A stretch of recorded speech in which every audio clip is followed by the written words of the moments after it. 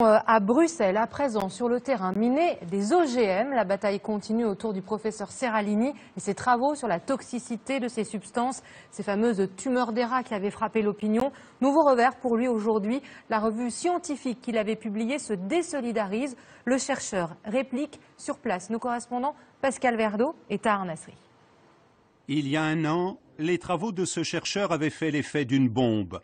Apparition de tumeurs rénales et mammaires chez ces rats nourris avec un maïs OGM de chez Monsanto.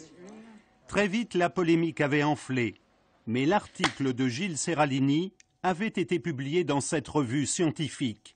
Avant un nouveau coup de théâtre aujourd'hui, dans une lettre envoyée au professeur Seralini, la société éditrice annonce le retrait de l'étude. Ces raisons sont réellement surprenantes. D'abord, elle reconnaît dans sa lettre qu'il n'y a ni fraude ni mauvaise interprétation des données.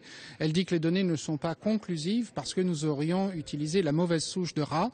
Des pressions insupportables, selon le comité de soutien du chercheur, qui pointe cet homme, Richard Goodman, chargé d'évaluer la sécurité des OGM chez Monsanto pendant 7 ans, et membre aujourd'hui du comité éditorial de la revue qui avait publié Seralini. L'éditeur de son article a embauché quelqu'un qui vient directement de chez Monsanto, qui s'appelle M. Goodman, qui a déjà eu la peau de quelques articles et qui s'emploie depuis des mois à avoir la peau de celui-là.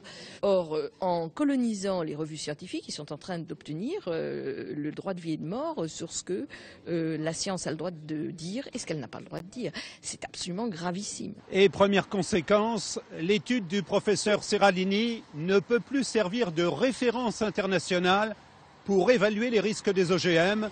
C'est la raison pour laquelle ce lanceur d'alerte est venu aujourd'hui à Bruxelles pour sensibiliser les députés européens.